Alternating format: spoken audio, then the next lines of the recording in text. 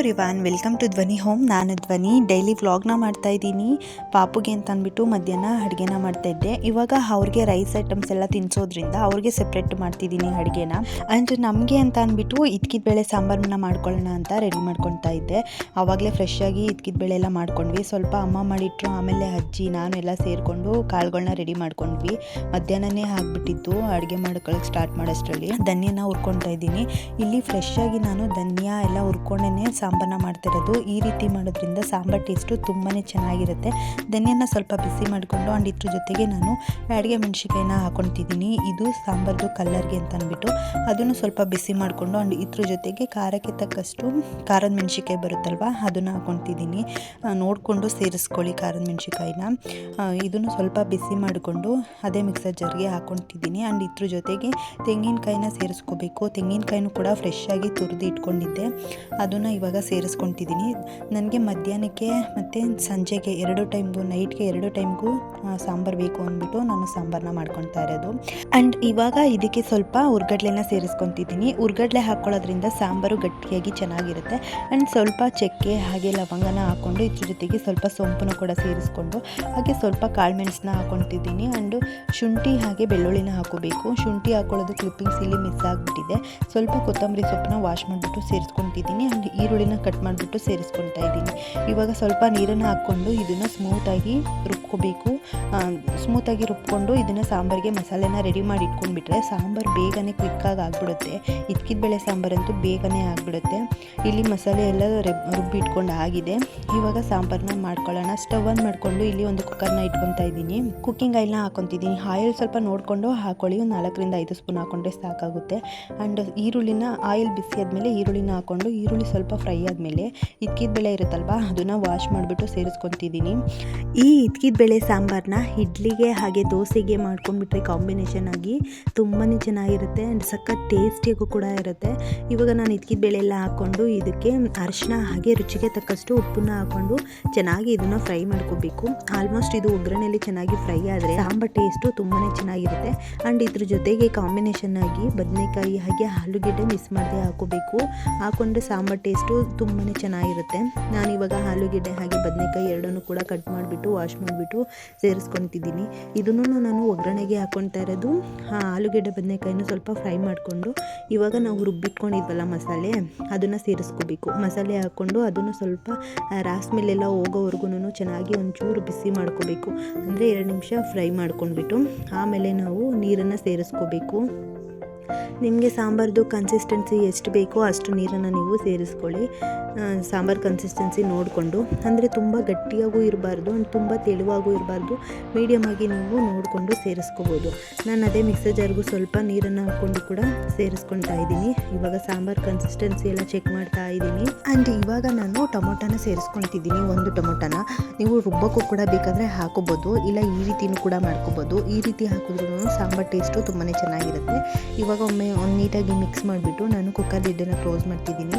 ನನಗೆ ಸಾಂಬಾರು ಬೇಗ ಆಗಬೇಕಿತ್ತು, ಸೊ ಹಂಗಾಗಿ ನಾನು ಕುಕ್ಕರ್ ಲಿಡ್ಡನ್ನು ಕ್ಲೋಸ್ ಮಾಡಿಕೊಂಡು ಮಾಡ್ಕೊತಾ ಇರೋದು. ಇಲ್ಲ ಅಂತಂದರೆ ಹಂಗೆ ಬೇಯಿಸ್ಕೊಂಡು ಕೂಡ ಬೇಗನೆ ಆಗಿಬಿಡುತ್ತೆ ಇದ್ಕಿದ ಬೇಳೆ ಸಾಂಬಾರಲ್ವ. ಸೊ ಹಂಗಾಗಿ ಇಲ್ಲಿ ಮುದ್ದೆಗೂ ಕೂಡ ಇಟ್ಟಿದ್ದೆ. ಆ್ಯಂಡ್ ಪಾಪುಗೂ ಕೂಡ ರೈಸ್ ಮಾಡೋಕ್ಕೆ ಇಟ್ಟಿದ್ನಲ್ವ, ಅವ್ರಿಗೂ ಎಲ್ಲ ಚೆನ್ನಾಗಿ ಕುಕ್ ಆಗಿತ್ತು. ಅವ್ರಿಗೆ ಆಲೂಗೆಡ್ಡೆ ಹಾಗೆ ಹೆಸರು ಕಾಳು ಮತ್ತು ತೊಗರಿ ಕಾಳು ಮತ್ತು ಸ್ವಲ್ಪ ರೈಸ್ ಹಾಕ್ಬಿಟ್ಟು ಬೇಯಿಸ್ಕೊಂಡಿದ್ದೀನಿ. ಆ್ಯಂಡ್ ಹಿಂದಿನ ದಿನ ತುಪ್ಪ ಮಾಡ್ಕೊಂಡಿದ್ದೆ, ಬಟ್ ತುಪ್ಪದ ಬಾಟಲ್ನ ವಾಶ್ ಮಾಡಿಬಿಟ್ಟು ಹಾಕ್ಕೊಳ್ಳೋಣ ಅಂತ ತುಪ್ಪನ ಹಂಗೆ ಇಟ್ಟಿದ್ದೆ. ಸೊ ಇವಾಗ ಸ್ವಲ್ಪ ತುಪ್ಪನ ಬಿಸಿ ಮಾಡಿಬಿಟ್ಟು ಬಾಟಲ್ಗೆ ಹಾಕ್ಕೊಂಡಿದ್ದೀನಿ. ಆ್ಯಂಡ್ ಮುದ್ದೆನೂ ಕೂಡ ಮಾಡಿಟ್ಕೊಂಡಿದ್ದೆ ಮಧ್ಯಾಹ್ನಕ್ಕೆ ಆಗೋ ರೀತಿ. ಊಟ ಟೈಮ್ ಆಗೇ ಬಿಟ್ಟಿತ್ತು, ಮಧ್ಯಾಹ್ನ 2 ಗಂಟೆ ಏನೋ ಆಗಿಬಿಟ್ಟಿತ್ತು ಊಟ ಟೈಮಿಂಗ್ಸು. ಆಮೇಲೆ ಸಾಂಬಾರೆಲ್ಲ ಆಗಿತ್ತು. ಓಪನ್ ಮಾಡಿಬಿಟ್ಟು ನೋಡ್ತಾ ಇದ್ದೀನಿ. ಸಾಂಬಾರು ತುಂಬಾ ಚೆನ್ನಾಗಾಗಿತ್ತು, ಬಟ್ ಸ್ವಲ್ಪ ನಾನು ಆಯಿಲ್ನ ಜಾಸ್ತಿ ಹಾಕ್ಬಿಟ್ಟಿದ್ದೆ. ನಾನು ಯೂಶ್ವಲಿ ಆಯಿಲ್ ಜಾಸ್ತಿ ಹಾಕೊಳ್ಳೋದೇ ಇಲ್ಲ, ಇವತ್ತು ಗೊತ್ತಿಲ್ಲ ಆಯಿಲ್ ಸ್ವಲ್ಪ ಜಾಸ್ತಿ ಆಗಿಬಿಟ್ಟಿತ್ತು. ಅದರ್ವೈಸ್ ಸಾಂಬಾರು ಟೇಸ್ಟ್ ಅಂತೂ ತುಂಬಾ ಚೆನ್ನಾಗಿತ್ತು. ಆ್ಯಂಡ್ ಎಲ್ಲರೂ ಬಿಸಿ ಬಿಸಿ ಊಟ ಮಾಡಿದ್ವಿ. ಮುದ್ದೆಯನ್ನು ಕೂಡ ಮಾಡ್ಕೊಂಡಿದ್ನಲ್ವ, ಹಾಗೆ ಮುದ್ದೆ ಮತ್ತು ತುಪ್ಪ ಎಲ್ಲ ಹಾಕ್ಕೊಂಡು ಇದ್ಕಿದ ಬೇಳೆ ಸಾಂಬಾರಲ್ಲಿ ಊಟ ಮಾಡಿದ್ದಾಯಿತು. ಆ್ಯಂಡ್ ಬಟ್ಟೆ ಎಲ್ಲನೂ ವಾಷಿಂಗ್ ಮಿಷಿನ್ಗೆ ಹಾಕಿದ್ದೆ. ವಾಷಿಂಗ್ ಮಿಷಿನ್ಗೆ ಹಾಕ್ಬಿಟ್ಟು ಎಲ್ಲ ಒಣಗಾಕ್ತಾ ಇದ್ದೆ. ಇವತ್ತಂತೂ ಒಂದು 4 ರೌಂಡ್ ಹಾಕಿದ್ದೀವಿ ಬಟ್ಟೆನ. ನಾಳೆ ಕರೆಂಟ್ ಇರಲ್ಲ ಅಂತ ಹೇಳಿದರು, ಸೊ ಹಂಗಾಗಿ ಎಲ್ಲ ಬಟ್ಟೆಗಳನ್ನೂ ವಾಶ್ ಮಾಡೋಕೆ ಹಾಕ್ಬಿಟ್ಟೆ. ಆ್ಯಂಡ್ ವಾಶ್ ಮಾಡಿಬಿಟ್ಟು ಬಂದು ಅಷ್ಟರಲ್ಲಿ ನೋಡಿದ್ರೆ ಚಿಕನ್ ತೊಗೊಂಡು ಬಂದರು. ನಾನು ಮಧ್ಯಾಹ್ನನೇ ಕೇಳಿದ್ದೆ ಚಿಕನ್ ಏನಾದ್ರು ತೊಗೊಂಡು ಬರ್ತೀರಾ ಏನು ಅಂತ ಅಂದ್ಬಿಟ್ಟು. ಅವ್ರು ನನಗೇನು ಹೇಳಿರಲಿಲ್ಲ, ತೊಗೊಂಡು ಬರ್ತೀನಿ ಅಂತೂ ಹೇಳಿರಲಿಲ್ಲ, ತರಲ್ಲ ಅಂತಲೂ ಹೇಳಿರಲಿಲ್ಲ. ನೋಡಿದ್ರೆ ಮಧ್ಯಾಹ್ನ ಚಿಕನ್ ತೊಗೊಂಡು ಬಂದುಬಿಟ್ಟಿದ್ದಾರೆ. ನಾನು ಅವ್ರೇನು ಹೇಳಿಲ್ವಲ್ಲ ಅಂದ್ಬಿಟ್ಟು ಮಧ್ಯಾಹ್ನ ಇದ್ಕಿದ ಬೇಳೆ ಸಾಂಬಾರು ಸಾಂಬಾರನ್ನ ಮಾಡಿಬಿಟ್ಟೆ. ಆಮೇಲೆ ಊಟ ಎಲ್ಲ ಮುಗಿಸ್ಕೊಂಡಿದ್ವಲ್ವ, ಸಂಜೆ 4 ಗಂಟೆ ಹಂಗೆ ಚಿಕನ್ನು ಚಾಪ್ಸ್ ಎಲ್ಲ ಮಾಡಿ ಇಟ್ಬಿಡೋಣ ಅಂತ ಅಂದ್ಬಿಟ್ಟು ರೆಡಿ ಮಾಡ್ಕೊತಾ ಇದ್ದೆ. ಈರುಳ್ಳಿ ಎಲ್ಲ ಬಿಡಿಸ್ಕೊಂಡು ಮಾಡ್ಕೊಳ್ಳೋಣ ಅಂತ ಈರುಳ್ಳಿ ಬೆಳ್ಳುಳ್ಳಿ ಎಲ್ಲ ಬಿಡಿಸಿಟ್ಕೊತಿದ್ದೆ. ಈ ರೆಸಿಪಿ ಅಂತೂ ತುಂಬಾ ಸಖತ್ತಾಗಿ ಬಂದಿತ್ತು ಆ್ಯಂಡ್ ಸ್ಪೈಸಿಯಾಗಿ ಚೆನ್ನಾಗಾಗಿತ್ತು. ಈ ಹುಷಾರೆಲ್ಲ ಏನಾದ್ರು ಇಲ್ಲದೆ ಇದ್ದಾಗ ನೋಡಿ ಖಾರವಾಗಿ ಟೇಸ್ಟಿಯಾಗಿ ಏನಾದ್ರು ತಿನ್ನಬೇಕು ಅಂತ ಅನ್ನಿಸ್ತಿರುತ್ತಲ್ವ, ಆವಾಗ ಈ ಥರ ಮಾಡ್ಕೊಂಡು ತಿಂದ್ರಂತೂ ಸಖತ್ತಾಗಿರುತ್ತೆ ಬಾಯಿ ರುಚಿಗಂತೂ. ಆ್ಯಂಡ್ ಈರುಳ್ಳಿ ಹಾಗೆ ಬೆಳ್ಳುಳ್ಳಿ ಎಲ್ಲನೂ ಬಿಡಿಸಿ ರೆಡಿ ಮಾಡ್ಕೊತಾ ಇದ್ದೆ. ಅವರು ನನಗೆ ಫಸ್ಟೇ ತೊಗೊಂಡು ಬರ್ತೀನಿ ಅಂತ ಹೇಳಿದಿದ್ರೆ ನಾನಿವತ್ತು ಚಿಕನ್ನೇ ಏನಾದ್ರು ರೆಸಿಪಿ ಮಾಡ್ಕೊತಿದ್ದೆ. ಬಟ್ ಅವ್ರು ನನಗೇನು ಹೇಳಿರಲಿಲ್ಲ. ಸೊ ಹಂಗಾಗಿ ನಾನು ಸಾಂಬಾರನ್ನ ಮಾಡಿ ಅದು 2 ಟೈಮ್ಸ್ಗೂ ಆಗೋ ಥರ ಮಾಡಿ ಇಟ್ಕೊಂಡ್ಬಿಟ್ಟೆ. ಮಧ್ಯಾಹ್ನಕ್ಕೆ ಹಾಗೆ ನೈಟ್ಗೂ ಆಗಲಿ ಅಂತ ಅಂದ್ಬಿಟ್ಟು ಇಲ್ಲಿ ಈರುಳ್ಳಿನ ಕಟ್ ಮಾಡಿ ಇಟ್ಕೊಂಡಿದ್ದೀನಿ ಸಣ್ಣಕ್ಕೆ ಉದ್ದುದ್ದಕ್ಕೆ. ಹಾಗೆ ಸ್ವಲ್ಪ ಬೆಳ್ಳುಳ್ಳಿನ ಜಜ್ಜಿಟ್ಕೊಂಡಿದ್ದೀನಿ. ಆ್ಯಂಡ್ ಇದಕ್ಕೆ ಕರಿಬೇವಿನ ಸೊಪ್ಪು ಬೇಕಿತ್ತು, ಮೇನ್ ಕರಿಬೇವೇ ಬೇಕು. ನಾನು ಕೆಳಗಡೆ ಹೋಗ್ಬಿಟ್ಟು ಗಿಡದಲ್ಲೇ ಕಿತ್ಕೊಂಡು ಬಂದೆ ಫ್ರೆಶ್ ಆಗಿ. ಅದೇನು ಹೇಳ್ತಾರಲ್ಲ, ಮೂರ್ತಿ ಚಿಕ್ಕದಾದ್ರೂ ಕೀರ್ತಿ ದೊಡ್ಡದು ಅಂತ ಅಂದ್ಬಿಟ್ಟು ಚಿಕ್ಕ ಎಲೆ ಆದ್ರೂ ಸಖತ್ತು ಫ್ಲೇವರ್ಫುಲ್ ಆಗಿತ್ತು, ತುಂಬಾ ಗಮ್ಮಂತ ಅಂತಿತ್ತು. ಆ್ಯಂಡ್ ಇವಾಗ ಇದಕ್ಕೆ ಹಸಿರು ಮೆಣಸಿಕಾಯಿ ಬೇಕಿತ್ತು. ಸ್ವಲ್ಪ ಹಸಿರು ಮೆಣಸಿಕಾಯನ್ನು ವಾಶ್ ಮಾಡಿಬಿಟ್ಟು ಕಟ್ ಮಾಡ್ಕೊತಾ ಇದ್ದೀನಿ. ಎಲ್ಲನೂ ರೆಡಿ ಮಾಡಿ ಇಟ್ಕೊಂಡ್ಬಿಟ್ರೆ ಅಡುಗೆ ಮಾಡೋದಕ್ಕೆ ಈಸಿ ಆಗುತ್ತೆ ಅಂತ ಅಂದ್ಬಿಟ್ಟು. ಆ್ಯಂಡ್ ಪಾಪುನು ಕೂಡ ಮಲ್ಕೊಂಡಿದ್ರು. ಸೊ ಅವ್ರು ಎದ್ದೇಳಷ್ಟರಲ್ಲಿ ಮಾಡ್ಕೊಂಡು ಬಿಡೋಣ ಅಂತ ಅಂದ್ಬಿಟ್ಟು ಬೇಗ ರೆಡಿ ಮಾಡ್ಕೊತಾ ಇದ್ದೆ. ಇಲ್ಲಿ ಸ್ಟವ್ ಆನ್ ಮಾಡಿಕೊಂಡು ಒಂದು ಕಡಾಯಿನ ಇಟ್ಕೊತಿದ್ದೀನಿ. ಅದಕ್ಕೆ ಕುಕ್ಕಿಂಗ್ ಆಯಿಲ್ನ ಹಾಕೋಬೇಕು. 4ರಿಂದ 5 ಸ್ಪೂನ್ ಆಗೋಷ್ಟು ಕುಕ್ಕಿಂಗ್ ಆಯಿಲ್ನ ಹಾಕ್ಕೊಂಡು ಆಯಿಲ್ ಬಿಸಿಯಾಗಿದ್ದ ತಕ್ಷಣವೇ ನಾವು ಹಸಿ ಕರಿಬೇವನ್ನ ಹಾಕ್ಕೊಂಡು ಆವಾಗಲೇ ಬೆಳ್ಳುಳ್ಳಿ ಜಜ್ಜಿಟ್ಕೊಂಡಿದ್ನಲ್ವ, ಅದೇ ಬೆಳ್ಳುಳ್ಳಿಗಳನ್ನ ಇವಾಗ ಹಾಕ್ಕೊಂಡು ಚೆನ್ನಾಗಿ ಇದನ್ನು ಫ್ರೈ ಮಾಡ್ಕೋಬೇಕು. ಬೆಳ್ಳುಳ್ಳಿ ಏನು ಗೊತ್ತಾ, ಈ ಒಗ್ಗರಣೆಯಲ್ಲಿ ಚೆನ್ನಾಗಿ ಫ್ರೈ ಆಗಿತ್ತು ಅಂತಂದರೆ ಅದು ಸ್ವಲ್ಪ ಕ್ರಿಸ್ಪಿಯಾಗಿ ಚೆನ್ನಾಗಿ ಸಿಗುತ್ತೆ, ತಿನ್ನೋದಕ್ಕೆ ಟೇಸ್ಟ್ ಚೆನ್ನಾಗಿರುತ್ತೆ. ಚೆನ್ನಾಗಿ ಅದು ರೋಸ್ಟ್ ಆಗಿಲ್ಲ ಅಂತಂದರೆ ಅಷ್ಟು ಟೇಸ್ಟಿಯಾಗಿರಲ್ಲ. ಇವಾಗ ಈರುಳ್ಳಿ ಹಾಗೆ ಹಸಿಮೆಣಸಿಕಾಯಿ ಕಟ್ ಮಾಡಿ ಇಟ್ಕೊಂಡಿದ್ನಲ್ವ ಅದನ್ನು ಕೂಡ ಹಾಕ್ಕೊಂಡು ಈರುಳ್ಳಿ ಸ್ವಲ್ಪ ಟ್ರಾನ್ಸ್ಪರೆಂಟ್ ಆಗೋವರೆಗೂ ಫ್ರೈ ಮಾಡಿಕೊಂಡು ಇವಾಗ ವಾಶ್ ಮಾಡಿ ಇಟ್ಕೊಂಡಿರೋ ಚಿಕನ್ನ ಸೇರಿಸ್ಕೊತಿದ್ದೀನಿ. ಈ ಥರ ಸೈಡ್ ರೆಸಿಪೀಸ್ಗೆ ಏನಾದರೂ ಬೇಕು ಅಂತಂದರೆ ಆರಾಮಾಗಿ ಮಾಡ್ಕೋಬೋದು. ಈ ಸಾಂಬಾರೆಲ್ಲ ಏನಾದರೂ ಇತ್ತು ಅಂದಾಗ ಈ ರೆಸಿಪಿನ ಟ್ರೈ ಮಾಡಿದ್ರೆ ತುಂಬಾ ಚೆನ್ನಾಗಿರುತ್ತೆ ಟೇಸ್ಟಿಯಾಗಿ. ಇವಾಗ ಸ್ವಲ್ಪ ಅಡುಗೆ ಅರಿಶಿನ ಹಾಕ್ಕೊಂಡು ಒಂದು ರುಚಿಗೆ ತಕ್ಕಷ್ಟು ಉಪ್ಪನ್ನು ಕೂಡ ಹಾಕ್ಕೊಂಡು ಚೆನ್ನಾಗಿ ಇದನ್ನು ಫ್ರೈ ಮಾಡ್ಕೋಬೇಕು. ಆಲ್ಮೋಸ್ಟ್ ಚಿಕನ್ನು ಒಗ್ಗರಣೆಯಲ್ಲೇ ಚೆನ್ನಾಗಿ ಫ್ರೈ ಆಗಿಬಿಟ್ರೆ ಆಮೇಲೆ ಮಸಾಲೆ ಹಾಕೊಳ್ಳೋದಕ್ಕೆ ಈಸಿ ಆಗುತ್ತೆ. ಇಲ್ಲಿ ಇವಾಗ ನಾನು ಚೆನ್ನಾಗಿ ಇದನ್ನು ಫ್ರೈ ಮಾಡ್ಕೊತಾ ಇದ್ದೀನಿ. ಏನು ಗೊತ್ತಾ, ಚಿಕನಲ್ಲಿರೋ ನೀರೆಲ್ಲ ಬಿಟ್ಕೊಳ್ಳೋವರೆಗೂ ನಾವು ಇದನ್ನು ಚೆನ್ನಾಗಿ ಫ್ರೈ ಮಾಡ್ಕೋಬೇಕು. ಒಂದು ಲಿಡ್ಡನ್ನ ಕ್ಲೋಸ್ ಮಾಡಿ ಚಿಕನ್ನ ಬೇಯಕ್ಕೆ ಇಟ್ಕೊಳ್ಳೋಣ. ಅಷ್ಟರಲ್ಲಿ ನಾನು ಒಂದು ಒಗ್ಗರಣೆ ಪ್ಯಾನ್ನ ತೊಗೊಂಡು 1 ಸ್ಪೂನ್ ಆಗುವಷ್ಟು ಸೋಂಪು ಹಾಗೆ 1 ಸ್ಪೂನ್ ಆಗುವಷ್ಟು ಜೀರಿಗೆನ ತೊಗೊಂಡಿದ್ದೀನಿ. ಒಂದು 2 ಸ್ಪೂನ್ ಆಗುವಷ್ಟು ಕಾಳು ಮೆಣಸನ್ನ ತೊಗೊಂಡಿದ್ದೀನಿ. ಮೆಣಸು ಸ್ವಲ್ಪ ಜಾಸ್ತಿ ಹಾಕಿ ತೊಗೊಂಡಿದ್ದೀನಿ. ಇದನ್ನು ಸ್ವಲ್ಪ ಬಿಸಿ ಮಾಡ್ಕೋಬೇಕು. ಇದೆಲ್ಲ ಬೇಗ ಬಿಸಿ ಆಗಿಬಿಡುತ್ತೆ. ಲೋ ಫ್ಲೇಮಲ್ಲೇ ಇಟ್ಕೊಂಡು ಬಿಸಿ ಆಗಿಬಿಟ್ರೆ ಅದು ಚಿಟಪಟ ಅಂತ ಸಿಡಿಯೋಕ್ಕೆ ಸ್ಟಾರ್ಟ್ ಮಾಡುತ್ತೆ. ನೋಡಿ ಇವಾಗ ಇಲ್ಲಿ ಬಿಸಿ ಆಗಿದೆ. ಇದನ್ನು ಒಂದು ಮಿಕ್ಸರ್ ಜಾರ್ಗೆ ಹಾಕ್ಕೊಂಡು ಪೌಡರ್ನ ಮಾಡ್ಕೋಬೇಕು. ಆ್ಯಂಡ್ ಇದ್ರ ಜೊತೆಗೇ ನಾನು ಇವಾಗ ಸ್ವಲ್ಪ ಬ್ಯಾಡಗೆ ಮೆಣಸಿಕಾಯಿನ ಹಾಕ್ಕೊತಿದ್ದೀನಿ, ಅದು ಕಲ್ಲರ್ಗೆ ಅಂತ ಅಂದ್ಬಿಟ್ಟು. ಮತ್ತು ಇದ್ರ ಜೊತೆಗೆ ಖಾರದ ಮೆಣಸಿಕಾಯಿನೂ ಕೂಡ ಹಾಕ್ಕೋಬೇಕು. ಬ್ಯಾಡಗೆ ಮೆಣಸಿಕಾಯಿನ ಹಾಕ್ಕೊಂಡು ಅದನ್ನು ಸ್ವಲ್ಪ ಬಿಸಿ ಮಾಡ್ಕೊತಿದ್ದೀನಿ. ಈ ಥರ ಟ್ರೈ ಮಾಡೋದ್ರಿಂದ ಟೇಸ್ಟ್ ಚೆನ್ನಾಗಿರುತ್ತೆ. ಆ್ಯಂಡ್ ಯೂಶ್ವಲಿ ನಾವು ಪೆಪ್ಪರ್ ಡ್ರೈ ಮಾಡ್ತೀವಲ್ವ, ಅದು ಬರೀ ಮೆಣಸಿಕಾಯಿನೂ ಹಾಕ್ಕೊಳ್ದೆ ಹಾಗೆ ಮಾಡ್ತೀವಿ. ಬಟ್ ಇದು ಮೆಣಸಿಕಾಯಿ ಹಾಕ್ಕೊಂಡು ಮಾಡ್ತಾಯಿದ್ದೀನಿ, ಟೇಸ್ಟಿಯಾಗಿರುತ್ತೆ. ಆ್ಯಂಡ್ ನಾನು ಆಲ್ರೆಡಿ ಹಸಿರು ಮೆಣಸಿಕಾಯಿನೂ ಕೂಡ ಹಾಕ್ಕೊಂಡಿರೋದ್ರಿಂದ ನೀವು ಮೆಣಸಿಕಾಯಿನ ನೋಡಿಕೊಂಡು ಸೇರಿಸ್ಕೊಳ್ಳಿ. ಏಕೆಂದರೆ ಕಾಳು ಮೆಣಸು ಹಾಕ್ಕೊಂಡಿದ್ದೀವಿ ಅಲ್ವಾ, ಅದು ಖಾರ ಇರುತ್ತೆ. ಸೊ ಹಂಗಾಗಿ ಇಲ್ಲಿ ನಮ್ಮನೇಲಿ ನಾವು ಸ್ಪೈಸಿಯಾಗಿ ತಿನ್ನೋದ್ರಿಂದ ನಾನು ಈ ಥರ ಮಾಡ್ಕೊಂಡಿದ್ದೀನಿ. ಇವಾಗ ಇದಕ್ಕೆ ಸ್ವಲ್ಪ ನೀರನ್ನು ಹಾಕ್ಕೊಂಡು ಈ ರೀತಿ ಪೇಸ್ಟ್ನ ರೆಡಿ ಮಾಡ್ಕೊಳ್ಳೋಣ. ಇಲ್ಲಿ ಲಿಡ್ ಓಪನ್ ಮಾಡಿ ನೋಡ್ತಿದ್ದೀನಿ ಚಿಕನ್ನು ಕುಕ್ ಆಗಿದೆಯಾ ಅಂತಂದ್ಬಿಟ್ಟು. ಚಿಕನ್ನು ಚೆನ್ನಾಗಿ ಕುಕ್ ಆಗ್ತಿದೆ, ಅದರಲ್ಲಿರೋ ನೀರೆಲ್ಲ ಬಿಟ್ಕೊಂಡು. ಈ ಟೈಮಲ್ಲಿ ನಾನಿವಾಗ ರುಬ್ಬಿಟ್ಕೊಂಡಿದ್ನಲ್ಲ ಮಸಾಲೆ, ಅದನ್ನು ಸೇರಿಸ್ಕೊತಿದ್ದೀನಿ. ಯೂಶ್ವಲಿ ನಾನು ಯೂಸ್ ಮಾಡಿದ್ದೀನಲ್ಲ ಇಲ್ಲಿ ಹಸಿರು ಮೆಣಸಿಕಾಯಿ, ಅದು ಅಷ್ಟೇನು ಸ್ಪೈಸಿಯಾಗಿರೋದಿಲ್ಲ. ಸೊ ಹಂಗಾಗಿ ನೀವು ಹಸಿರು ಮೆಣಸಿಕಾಯಿ ಹಾಗೆ ಖಾರದ ಮೆಣಸಿಕಾಯಿ ಮತ್ತು ಮೆಣಸು ಎಲ್ಲ ಹಾಕ್ಕೊಂಡಿರೋದ್ರಿಂದ ಖಾರನ ನೀಟಾಗಿ ನೋಡಿಕೊಂಡು ಬ್ಯಾಲೆನ್ಸ್ನ ಮಾಡ್ಕೊಳ್ಳಿ. ಇವಾಗ ಸ್ವಲ್ಪ ಅದನ್ನು ರಾಸ್ ಮೇಲೆ ಹೋಗೋವರೆಗೂ ಫ್ರೈ ಮಾಡಿಕೊಂಡು ಅದೇ ಮಿಕ್ಸರ್ ಜಾರ್ಗೆ ಸ್ವಲ್ಪ ನೀರನ್ನು ಹಾಕ್ಕೊಂಡು ಚಿಕನ್ ಬೇಯೋಷ್ಟು ನೀರನ್ನು ಹಾಕ್ಕೊಂಡು ಇವಾಗ ಚಿಕನ್ನ ಬೇಯಿಸ್ಕೋಬೇಕು. ನಿಮಗೆ ಚಪಾತಿಗೆ, ಪೂರಿಗೆ ಆ್ಯಂಡ್ ದೋಸೆಗೆ ಏನಕ್ಕಾದರೂ ಬೇಕು ಅಂತಂದರೆ ನೀವು ಗ್ರೇವಿ ಟೈಪ್ ಮಾಡ್ಕೋಬೋದು. ನನಗೆ ಸೈಡ್ ಡಿಶ್ ಆಗಿ ಬೇಕಿರೋದ್ರಿಂದ ನಾನು ಕಂಪ್ಲೀಟಾಗಿ ಗ್ರೇವಿ ಥರ ಏನೂ ಮಾಡ್ಕೊಂಡಿಲ್ಲ. ಆ್ಯಂಡ್ ಇವಾಗ ಸ್ವಲ್ಪ ಸಾಲ್ಟ್ ಕಡಿಮೆ ಅಂತ ಅನ್ನಿಸ್ತಿತ್ತು, ನಿಮಗೂ ಚೆಕ್ ಮಾಡಿಬಿಟ್ಟು ಅಡ್ಜಸ್ಟ್ ಮಾಡ್ಕೋಬೋದು. ಈ ಟೈಮಲ್ಲಿ ಅದನ್ನು ನೀಟಾಗಿ ಇನ್ನೊಮ್ಮೆ ಮಿಕ್ಸ್ ಮಾಡಿಬಿಟ್ಟು ಒಂದು ಲಿಡ್ಡನ್ನು ಕ್ಲೋಸ್ ಮಾಡಿ ಒಂದು 2ರಿಂದ 3 ನಿಮಿಷ ಇದನ್ನು ಲೋ ಫ್ಲೇಮಲ್ಲೇ ಬೇಯಿಸ್ಕೊಂಡ್ಬಿಟ್ರೆ ಚೆನ್ನಾಗಿ ಇದು ಆಯಿಲೆಲ್ಲ ಬಿಟ್ಕೊಂಡು ಕುಕ್ ಆಗಿರುತ್ತೆ. ಆ್ಯಂಡ್ ಇದೇ ಟೈಮಲ್ಲಿ ನಾನು ಇವಾಗ ವಾಶ್ ಮಾಡ್ಕೊಂಡಿರೋದು ಪುದೀನ ಸೊಪ್ಪನ್ನ ಕಟ್ ಮಾಡಿಬಿಟ್ಟು ಸೇರಿಸ್ಕೊತಿದ್ದೀನಿ. ಆ್ಯಂಡ್ ಕೊತ್ತಂಬರಿ ಸೊಪ್ಪು ಅಷ್ಟೇ ವಾಶ್ ಮಾಡಿಬಿಟ್ಟು ಸೇರಿಸ್ಕೊತಿದ್ದೀನಿ ಕಟ್ ಮಾಡಿಬಿಟ್ಟು. ಲಾಸ್ಟ್ ಫೈನಲ್ ಟಚಪ್ ಇದು. ಇವಾಗ ಇವಾಗ ನೀಟಾಗಿ ಒಮ್ಮೆ ಮಿಕ್ಸ್ ಮಾಡಿಬಿಟ್ರೆ ಸ್ಪೈಸಿ ಆ್ಯಂಡ್ ಟೇಸ್ಟಿ ಆಗಿರೋ ಚಿಕನ್ ಫ್ರೈ ರೆಡಿ ಆಗಿಬಿಡುತ್ತೆ. ಸಖತ್ ಟೇಸ್ಟಿಯಾಗಿ ತುಂಬಾ ಚೆನ್ನಾಗಾಗಿತ್ತು ಈ ರೆಸಿಪಿ ಅಂತೂ. ಇವಾಗ ನಾನು ಇದನ್ನು ಒಂದು ಸರ್ವಿಂಗ್ ಬೌಲ್ಗೆ ಸರ್ವ್ ಮಾಡ್ತಾ ಇದ್ದೀನಿ. ಆ್ಯಂಡ್ ಈ ಮಾಡೋಷ್ಟರಲ್ಲಿ ನನ್ನ ಹಸ್ಬೆಂಡ್ ತುಂಬಾ ವೆಯ್ಟ್ ಮಾಡ್ತಾಯಿದ್ರು. ಒಂದು 2-3 ಸಲ ನನಗೆ ಆಯ್ತಾ ಅಂತ ಕೇಳ್ತಾನೆ ಇದ್ರು. ಅಷ್ಟು ಘಮ ಘಮ ಅಂತ ಸ್ಟಾರ್ಟ್ ಆಗಿಬಿಟ್ಟಿತ್ತು ಈ ಚಿಕನ್ ಫ್ರೈನ ನಾನು ಮಾಡಿದಾಗಂತೂ. ಆ್ಯಂಡ್ ಏನು ಗೊತ್ತಾ, ಆ ಬೆಳ್ಳುಳ್ಳಿ ಎಲ್ಲ ಒಗ್ಗರಣೆಗೆ ಹಾಕ್ತೀವಲ್ಲ, ಆವಾಗಲೇ ಮನೇಲಿ ಸ್ಮೆಲ್ ಸ್ಟಾರ್ಟ್ ಆಗಿಬಿಡುತ್ತೆ. ಅಷ್ಟು ಗಮ್ ಅನ್ನೋಕ್ಕೆ ಸ್ಟಾರ್ಟ್ ಆಗಿತ್ತು. ಆ್ಯಂಡ್ ಇದಕ್ಕೆ ನಿಂಬೆಹಣ್ಣು ಹಾಕ್ಕೊಂಡು ತಿಂತಾಯಿದ್ರಂತೂ ಸಖತ್ತಾಗಿರುತ್ತೆ. ನಾನಿಲ್ಲಿ ಸೌತೆಕಾಯಿ ಹಾಗೆ ಈರುಳ್ಳಿ ನಿಂಬೆಹಣ್ಣು ಎಲ್ಲನೂ ಹಾಕ್ಕೊಂಡು ಬ್ಯಾಟಿಂಗ್ನ ಮಾಡಿದ್ದಾಯಿತು. ತುಂಬಾ ಟೇಸ್ಟಿಯಾಗಿ ಚೆನ್ನಾಗಾಗಿತ್ತು. ಆ್ಯಂಡ್ ಆಲ್ರೆಡಿ ಸಂಜೆನೇ ಆಗಿಬಿಟ್ಟಿತ್ತು ಕಾಫಿ ಟೈಮು. ಸೊ ಹಂಗಾಗಿ ಕಾಫಿ ಮಾಡ್ಕೊಳ್ಳೋಣ ಅಂತ ಹಾಲನ್ನ ಇಟ್ಟಿದ್ದೆ. ಅಜ್ಜಿಗೆ ಮತ್ತು ನಾವಿಬ್ಬರೂ ಕಾಫಿ ಕುಡಿತೀವಿ. ನನಗೆ ಕಮ್ಮಿ ಅಜ್ಜಿನೇ ಕೊಡೋದು, ಡೈಲಿ ಅಷ್ಟೇ. ಅಜ್ಜಿ ಮತ್ತು ನಾನಿಬ್ಬರು ಕಾಫಿ ಕುಡಿತೀವಿ. ಕಾಫಿ ಎಲ್ಲ ಕುಡ್ಕೊಂಡು ಬಂದೆ. ಅಷ್ಟರಲ್ಲಿ ಪಾಪುಗೆ ನಿದ್ದೆ ಬರ್ತಾಯಿತ್ತು. ಅವರೊಂದು 6:30-7 ಹಂಗೆಲ್ಲ ಮತ್ತೆ ಒಂದು ಸಲ ಸ್ಲೀಪ್ ಮಾಡಿ ಒಂದು 1/2 ಅವರ್ ಮಲಗಿದ್ದು ಎದ್ದೇಳ್ತಾರೆ.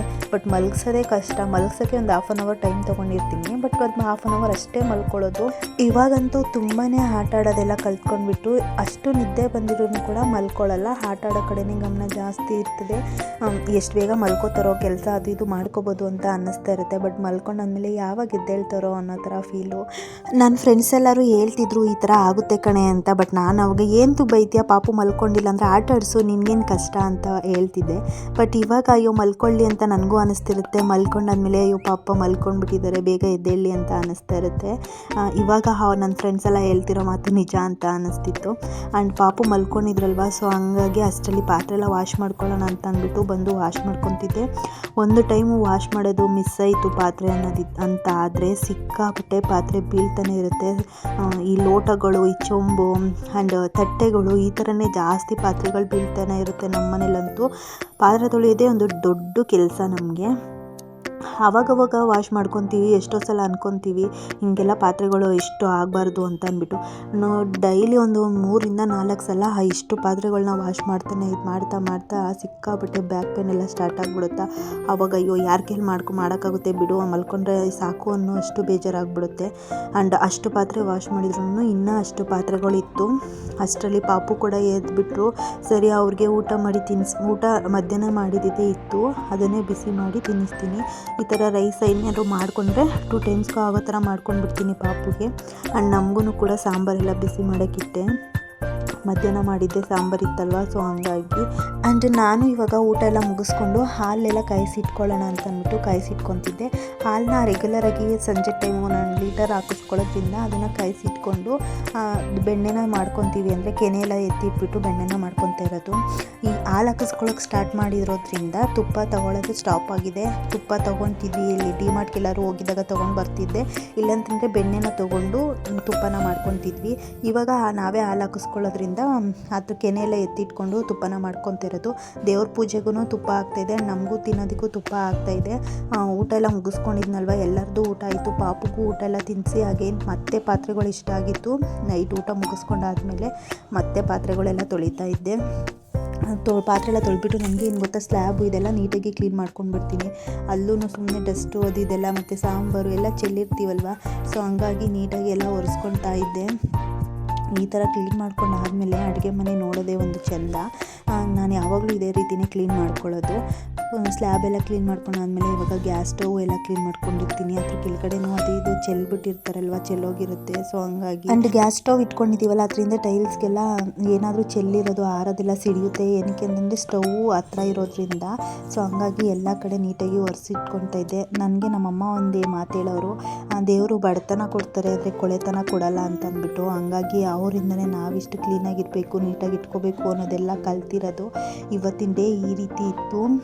ಎಲ್ಲನೂ ಕ್ಲೀನ್ ಮಾಡಿ ನಾನು ಮಲ್ಕೊಳ್ಳೋಷ್ಟರಲ್ಲಿ 10 ಆಗಿಬಿಟ್ಟಿತ್ತು. ಅಷ್ಟರಲ್ಲಿ ಪಾಪು ಹಾಗೆ ನನ್ನ ಹಸ್ಬೆಂಡ್ ಇಬ್ಬರು ವೆಯ್ಟ್ ಮಾಡ್ತಾಯಿದ್ರು. ಪಾಪು ಏನು ಗೊತ್ತಾ, ನಾನು ಹೋಗಿ ಮಲ್ಕೊಳ್ಳೋವರೆಗೂ ಅವ್ರು ಮಲ್ಕೊಳ್ಳಲ್ಲ. ಎಷ್ಟು ನಿದ್ದೆ ಬಂದಿದ್ರು ಅಷ್ಟೇ, ಪಾಪ ಆಟ ಆಡ್ಕೊಂಡಿರ್ತಾರೆ. ಪಾಪು ಪುಟಾಣಿ ಅಜ್ಜಿ ಇಲ್ಲ ನನ್ನ ಹಸ್ಬೆಂಡ್ ಇವ್ರು ಯಾರಾದ್ರೂ ಆಟ ಆಡಿಸ್ತಾ ಇರ್ತಾರೆ ಪಾಪುನ. ನಾನು ಕೆಲಸ ಎಲ್ಲ ಮಾಡ್ಕೊಳ್ಳೋಷ್ಟರಲ್ಲಿ ನಾನು ಗ್ಯಾಸ್ ಸ್ಟವ್ ಎಲ್ಲ ಕ್ಲೀನ್ ಮಾಡ್ಕೊಂಡಿದ್ದಾಗಿತ್ತು, ಅದನ್ನು ಎಲ್ಲ ವಾಶ್ ಮಾಡೋಕೆ ಹಾಕಿದ್ದೆ. ಎಲ್ಲ ವಾಶ್ ಮಾಡಿಬಿಟ್ಟು ಸಿಂಕು ಎಲ್ಲ ಕ್ಲೀನ್ ಮಾಡಿಕೊಂಡು ಒಂದು ಕಡೆಯಿಂದ ನೀಟಾಗಿ ಕ್ಲೀನಾಗಿತ್ತು ಅಡುಗೆ ಮನೆ ನೀಟಾಗಿ ಕ್ಲೀನಾಗಿದ್ದಾಗ ನೋಡೋಕ್ಕೆ ಎಷ್ಟು ಚೆಂದ ಇರುತ್ತೆ ಗೊತ್ತಾ. ಆ್ಯಂಡ್ ಬೆಳಿಗ್ಗೆ ಎದ್ದು ಅಡುಗೆ ಮಾಡೋದಕ್ಕೂ ಅಷ್ಟೇ ಇಂಟ್ರೆಸ್ಟ್ ಕೂಡ ಇರುತ್ತೆ. ಪಾತ್ರೆಗಳು ಏನೂ ಜೋಡಿಸ್ಕೊಂಡಿರಲಿಲ್ಲ, ಎಲ್ಲ ನೀರೆಲ್ಲ ಸೋರಿರಲಿ ಬೆಳಿಗ್ಗೆ ಜೋಡಿಸ್ಕೊಳ್ಳೋಣ ಅಂತ ಹಾಗೆ ಇಟ್ಟಿದ್ದೆ. ಆ್ಯಂಡ್ ಇವತ್ತಿನ ಕತೆ ಈ ರೀತಿ ಇತ್ತು. ವಿಡಿಯೋ ಇಷ್ಟ ಆದರೆ ಗೊತ್ತಲ್ವಾ, ಲೈಕ್ ಮಾಡಿ. ಹಾಗೆ ನನ್ನ ಚಾನಲ್ ಏನಾರು ಇಷ್ಟ ಆದರೆ ನೀವು ಸಬ್ಸ್ಕ್ರೈಬ್ ಮಾಡಿಕೊಂಡು ಆ ರೆಸಿಪಿ ಹೇಗಿತ್ತು ಅಂತ ಟ್ರೈ ಮಾಡಿ ನನಗೆ ಕಮೆಂಟ್ ಮಾಡಿ ತಿಳಿಸೋದನ್ನ ಮಾತ್ರ ಮರಿಬೇಡಿ. Thank you for watching. Bye.